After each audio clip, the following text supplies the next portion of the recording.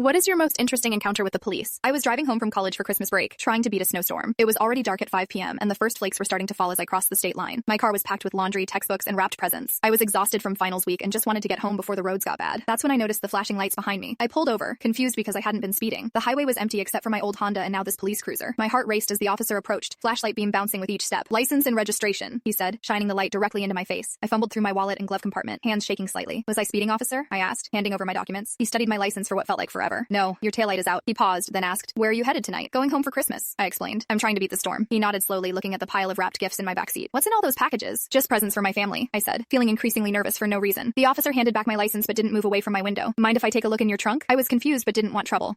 Sure, I guess." As I popped the trunk, the snow started falling harder. The officer went to the back of my car and was silent for so long that I finally got out to see what was happening. He was just standing there, staring at my jumble of laundry bags and textbooks. Then he looked up at the sky, heavy with snow clouds. "This storm's coming in fast," he said, closing my trunk. "Follow me." Before I could ask why, he was back in his cruiser. Confused and a little scared, I followed as he pulled back onto the highway, lights still flashing. We drove for about 5 miles before he turned off onto a small access road that cut through a wooded area. My anxiety spiked. This definitely wasn't standard procedure for a broken taillight. The access road led to a small clearing with a modest cabin. A thin line of smoke rose from the chimney. The officer parked and motioned for me to do the same. "Look," he said as I reluctantly got out of my car. "Interstate's about to close due to the storm. There's no way you're making it home tonight." I checked my phone. No service. The snow is falling in thick curtains now. "My grandmother lives here," he continued, gesturing to the cabin. "She's got plenty of room, and she always makes too much food. You can wait out the storm." I hesitated, every warning about strangers flooding my mind. The officer seemed to read my thoughts. "I understand your concern," he said, handing me his badge. "Call the station when we get inside if you want to verify who I am, but I can't in good conscience let you drive in this. 3 people died on this stretch last winter in a storm half this bad." The cabin door opened, and an elderly woman called out, "Danny, is that you? Get in here before you freeze." Officer Danny looked at me. "Your choice, but the offer stands." I made a split-second decision and grabbed my overnight bag from the back seat. The warmth hit me as soon as I entered the cabin. It smelled like cinnamon and wood smoke. The officer's grandmother, Marie, didn't bat an eye at the stranger her grandson had brought home. "Any friend of Danny's is welcome here," she said, hanging up my coat. Danny explained the situation while Marie piled a plate high with pot roast and potatoes. "You're lucky he found you," she said. "Roads will be closed till morning at least." That night, we played cards by the fire while the storm raged outside. Marie shared embarrassing stories about Danny growing up, and he told me about his job patrolling the lonely stretch of highway. "Most people think we're just out to write tickets," he said, "but mostly, we're just trying to keep people safe." In the morning, the world was white and silent. Danny helped clear the snow from my car and fixed my taillight with supplies from his cruiser. "Good as new," he said, closing my trunk. "And the plows have already been through on the main road." As I prepared to leave, Marie pressed a container of leftovers and a thermos of coffee into my hands. "For the rest of your trip," she insisted. Danny walked me to my car. "Sorry if I scared you yesterday, but I've seen too many accidents from people pushing through when they shouldn't." I thanked them both, genuinely grateful. As I drove away, I realized that what started as a frightening encounter had turned into something completely unexpected, a reminder that sometimes people really are just looking out for each other. I made it home safely that afternoon. When I told my parents what happened, my dad was skeptical at first, but Mom just nodded. "There are still good people in the world," she said. Every Christmas since then, I mail a card to Marie and Danny at the cabin address, and I always check my taillights before long trips. Years later, I became a volunteer with our local emergency response team. During training, the coordinator asked what inspired us to join. When I shared my story, he nodded knowingly. "You'd be surprised how many lives are saved by officers who go beyond the badge," he said. "The ones who see people, not just situations."